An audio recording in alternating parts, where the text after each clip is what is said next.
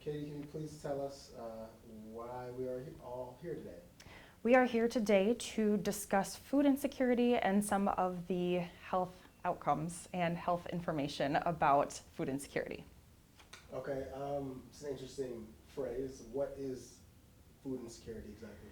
So, officially, food insecurity is a condition of household level economic and social conditions that is leading to inadequate or uncertain amounts of food for a person. So, basically, people are either not having enough food to eat during their daily day to day lives, or they are uncertain where their meal is going to be coming from next. Now, is that I guess it's different in different situations, but why do you think that majority of people face food insecurity then? Sure. So food insecurity can come from a lot of their social determinants of health. So social determinants of health being where they are living and working, growing, aging, playing, things like that. So talking about their food and their access to healthy food, or their transportation to be able to go to the grocery stores, or ability to access even fresh produce. Do they have farmers markets near them? Are they able to grow a garden? Are they able to afford healthy and nutritious food during their normal day-to-day life? Or is that something that they have to decide, am I going to eat today, or am I going to maybe pay my electric bill? Okay, now for someone like myself, besides being a good person, why should I care, and how does it impact me?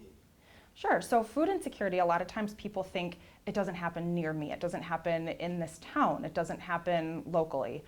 We think of maybe faraway places, or we think of people who are unhoused, or we think of people who are, no, I'm not going to say that. Rewind. So why do we care about food insecurity? So a lot of times we think about food insecurity affecting other people, whatever that means to you. It could mean it doesn't happen in my town, it doesn't happen near me, or it doesn't happen to people that live in my neighborhood. But what we know is that food insecurity actually affects a huge percentage of Americans. And a lot of times food insecurity is your neighbor. They might not be showing that they are food insecure, or they may not be, very forthcoming and upfront saying, hey, I'm really struggling and I need some assistance. But they could be silently struggling within their family, not being able to afford adequate or nutritious foods for their family. Well, first let's ask, is this a term that you created, or is it universal, or? It's not one that we created, for sure. It is a public health term, I would say. It's one that I definitely heard when I was doing my master's program.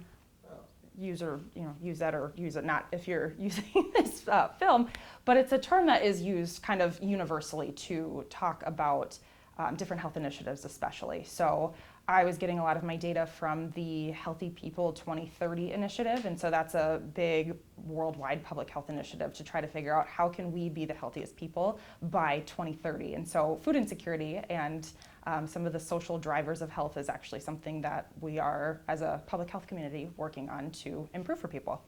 Okay, what are the subtle signs of food insecurity? Ooh, that's a tough question. Sorry. That's okay. Some subtle signs of food insecurity are people who are maybe skipping meals. They could be trying to save up or bank calories for later. They could be focusing more on feeding their children and not maybe feeding themselves because there's just not enough food to go around, or they're worried that the food's going to run out before they're able to go buy more. Some of those other subtle signs too. One thing, as I was reading, you think of people who maybe they only have a few dollars left, and so how are they going to feed their family? Maybe they're going to go to a fast food restaurant and get something off the budget meal or the dollar menu, for example, because they can stretch that dollar a lot further rather than going out and buying fresh produce or maybe something fresh foods. They might not also have the time to cook for those things, especially if they are trying to juggle multiple jobs or multiple positions that they are trying to work through. So yeah, those are some of the subtle signs too, that maybe there's other stressful things that are going on and they're choosing not to eat themselves, or they're choosing to spread that food around for other other members of their family, or maybe they are just trying to find whatever is going to be the most convenient, the cheapest, and the easiest to get some calories for themselves for the day. Okay, well, That was a hard question. You did a great job explaining why a lot of people should care, including myself. Mhm. My final question is, why do you personally care? Why do I personally Do you have a personal care? story, or know I- someone, or you're just an amazing, beautiful person? Well, thank you. I think the biggest thing for that is just recognizing that it impacts people in our local community, whatever that may look like. There have been huge drivers of people, or huge, I'm gonna say it something differently. So in our community, it does definitely happen. We have seen, huge drives of people continuing to utilize assistance resources that are available, or seeking out the help of food pantries and food banks to be able to maybe fit some of those nutritional needs for their family. And just knowing that there are families who are out there struggling, it's important to want to help your neighbor and be able to get them the resources that they need, or get them connected to resources. Here at Gundersen, we do have a website called Community Link. It is communitylink.findhelp.com, and people are able to get resources really wherever they are in the U.S. You just put in your zip code and you're able to get connected to local resources. We've built this with the partnership of Great Rivers 211. They're another amazing resource if people want to just call and get connected to some of the resources. Great Rivers 211 is available 24/7, and they do have caring resource specialists that are available to answer questions, or maybe help get people connected to food resources or other resources if they are struggling.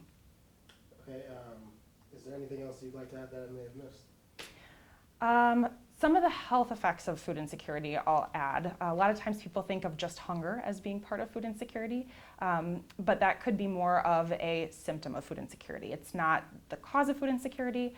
Cause of food insecurity, of course, is going to be a lot more complicated than that, but other health things that we see, with not having adequate nutrition, you run the risk of being at risk, a higher risk of chronic disease, stroke, high blood pressure, and cardiac issues, things like that. You also run the risk of having poor mental health days because you're, maybe living in a very deep state of stress, trying to figure out to make ends meet, and wanting to ensure, of course, the best for your family, and maybe not being able to afford or take care of some of the resources that your family might be needing. Thank you so much. I think higher rates of obesity, that's another one too, but that's okay.